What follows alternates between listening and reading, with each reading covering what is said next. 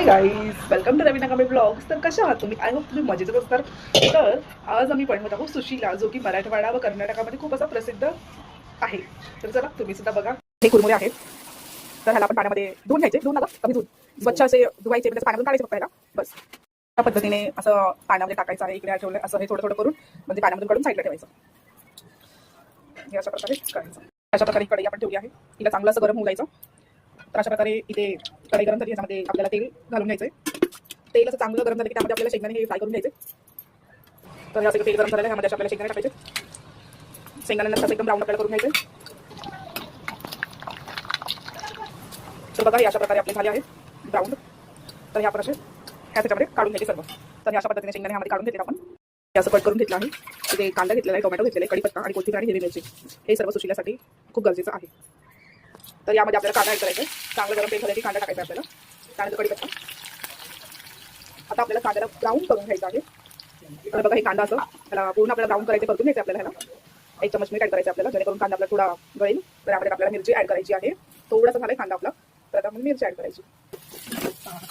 तर यामध्ये हिंग ॲड केला आहे आपण. हे बघा कोथिंबीर घालूया यामध्ये, थोडीशी टाकायची, नंतर मग वरतून टाकायची आहे परत आपल्याला. तर यामध्ये आपण आता टॅमॅटो ॲड करूया. तर टॅमॅटो सुद्धा आपल्याला ॲड केल्यानंतर आपल्याला 2 मिनिटं ह्याला परतून घ्यायचं आहे.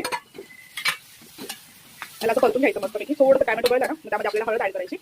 दाखवते तुम्हाला बघा. हा ना कर्नाटक व मराठवाड्यामध्ये खूप सुप्रसिद्ध असा नाश्ता आहे. तुम्ही जर तिकडे गेलात ना, तुम्हाला प्रत्येकाच्या घरोघरी सकाळी हाच नाश्ता भेटेल आणि एवढा भारी असा हा लागतो ना.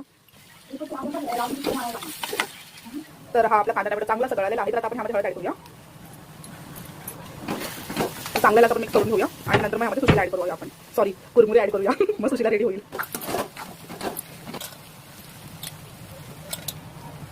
हे बघा आता आपण कुरमुरे आणि शेंगदाणे ह्यामध्ये ॲड केलेले आहेत. त्याला पूर्णपणे असं आपण खाली वर करून मिक्स करून घेऊया. मी सगळं काही एकमेकांना लागलं पाहिजे. आता ह्याला 2 मिनिटं 2, 3, 4, 5 मिनिटं आपण मस्तपैकी असं खालीवर करून घ्यायचं आणि मग सुशीला हा रेडी आहे.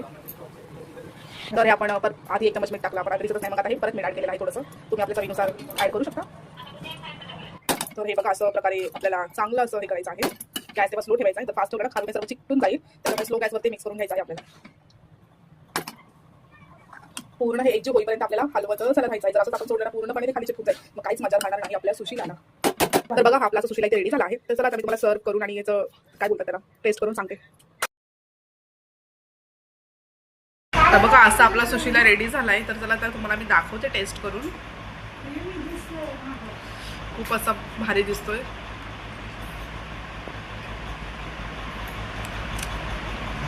खूप छान झालंय. तुम्ही सुद्धा नक्की ही रेसिपी ट्राय करा आणि नक्की मला सांगा. चला भेटूया नेक्स्ट व्लॉगमध्ये. बाय.